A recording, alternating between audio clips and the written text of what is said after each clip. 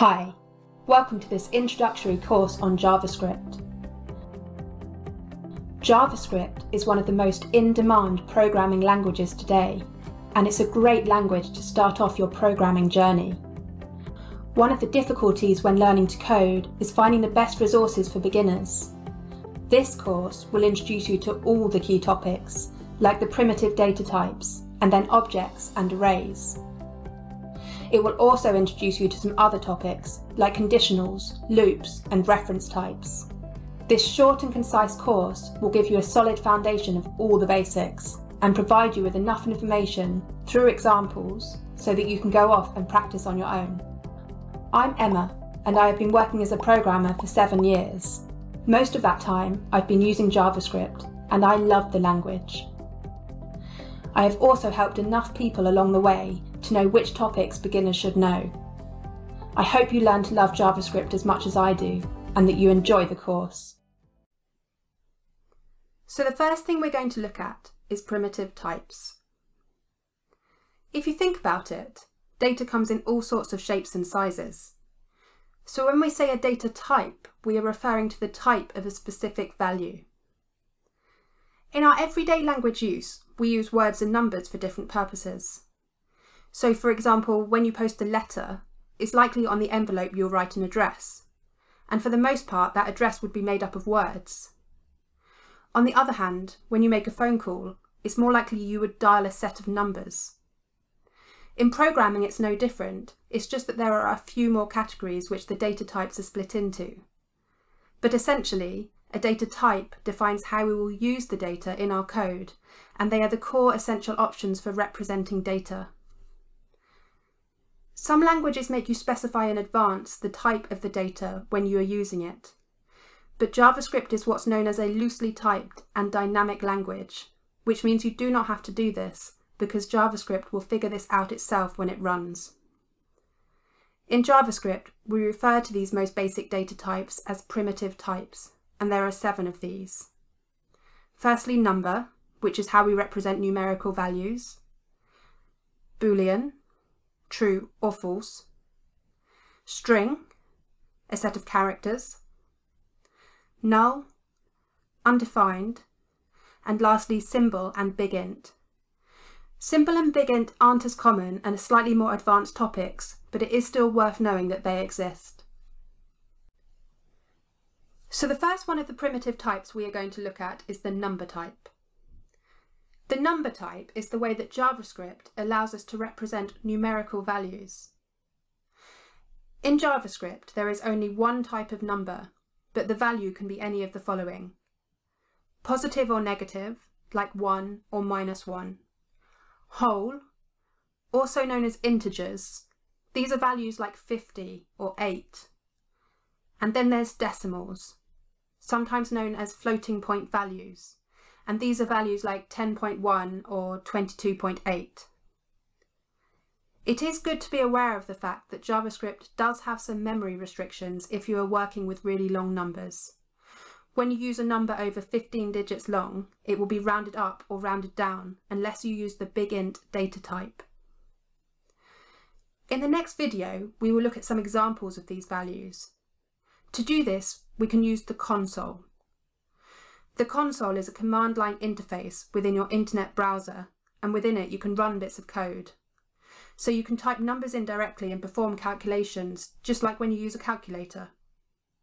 You can follow the included instructions to load this, but all you need to do is to open Chrome, and from there you can select View, Developer, JavaScript Console. If you're on a Mac, you can also use the shortcut keys Command, Option and J, or if you are on a Windows machine, Shift, Control and J. So as I mentioned in the last video, we can use the console to experiment with numbers. If you haven't already opened the console, that's fine. You just need to launch Chrome. So you can see I've already got it open here. And then go to View, Developer, JavaScript Console. So let's start by looking at positive numbers. We can simply type 1 into the console, and this would be a positive number. So if I go ahead and do that here, I press 1 and then I press enter, you can see we have the number 1. So it's important to note here nothing's actually happening, so nothing's being stored or saved. The console's just recognising that we've typed a value in. It's a bit like when you type a number into a calculator and you can see it's been typed in. So we can do this again with a negative number. If we take the value -200, we can type that in, and then we press enter. And we can do the same with a decimal. If we take the value 5.1 and then press enter. So lastly, I also mentioned memory restrictions with really long numbers. If I type a value in with more than 15 digits, so if I go ahead and do that,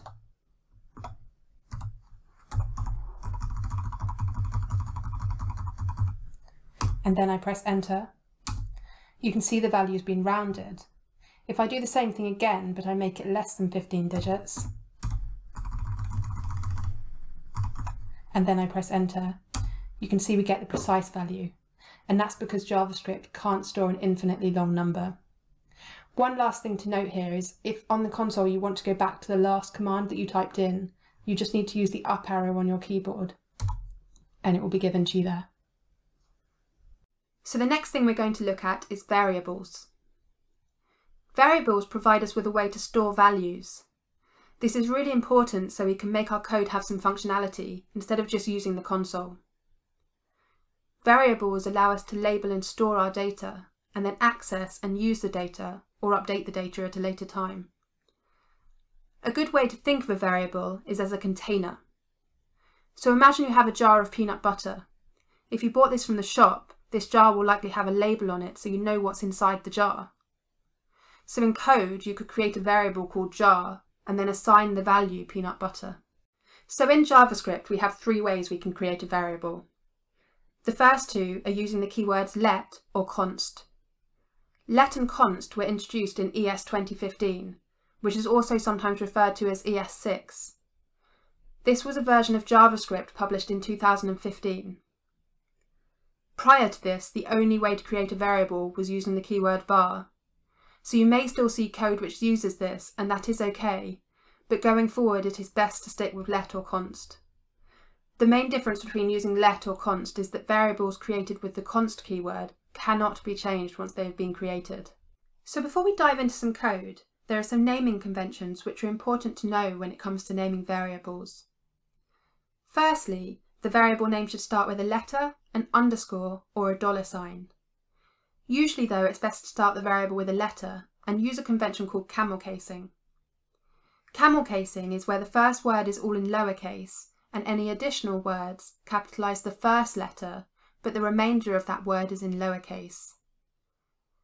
You can't use spaces in a variable name, which is another reason why camel casing is a good convention.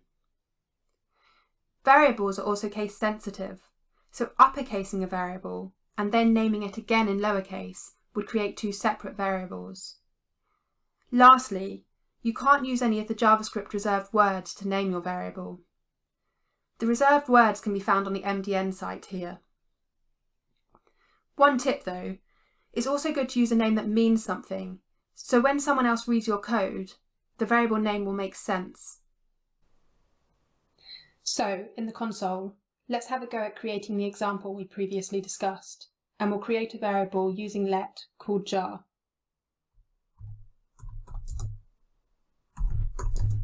And we'll assign the value peanut butter.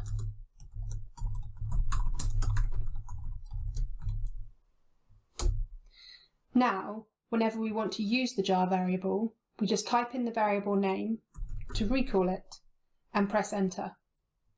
And then we'll get the value that's stored inside the variable. You could also perform operations using multiple variables. So if I wanted to add two values together, I could create a variable, let's call it first value,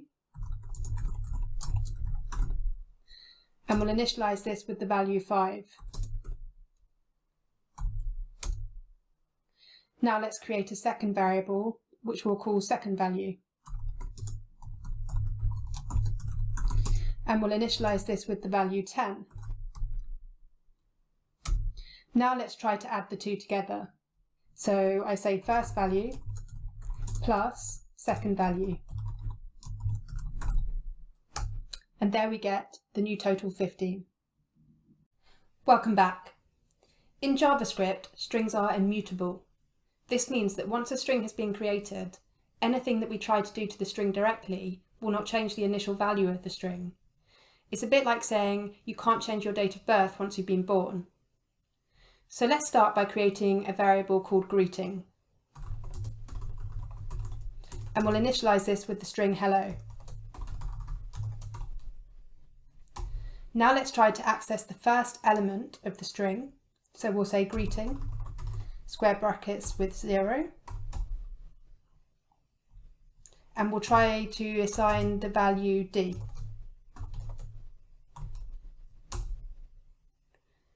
Now let's recall the greeting variable.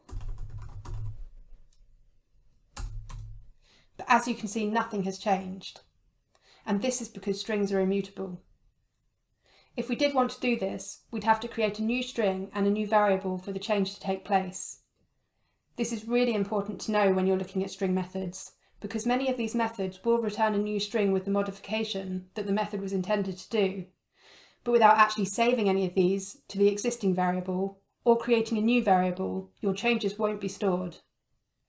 So let's expand on this some more. We'll create a second variable and we'll call it new greeting. And we'll initialize this with the value of the greeting variable, except this time we'll use the toUpperCase method.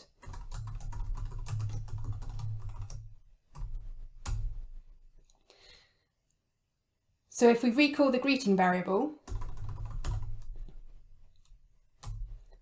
you can see that nothing has changed.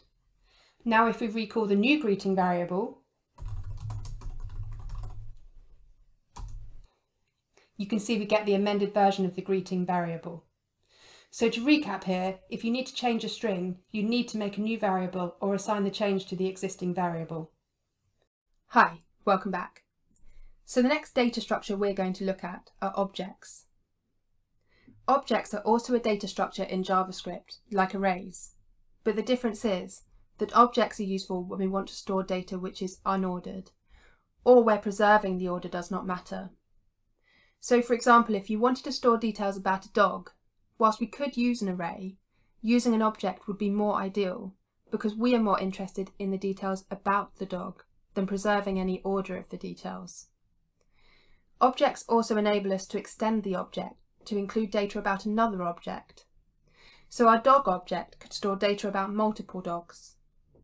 An object is a container for sets of key-value pairs. So going back to the dog example, if I wanted to store details about a dog called Ted, then in the object I may want to store the dog's name, age and breed, and we would call these properties. So for the name property, name would be the key and the value would be the string Ted.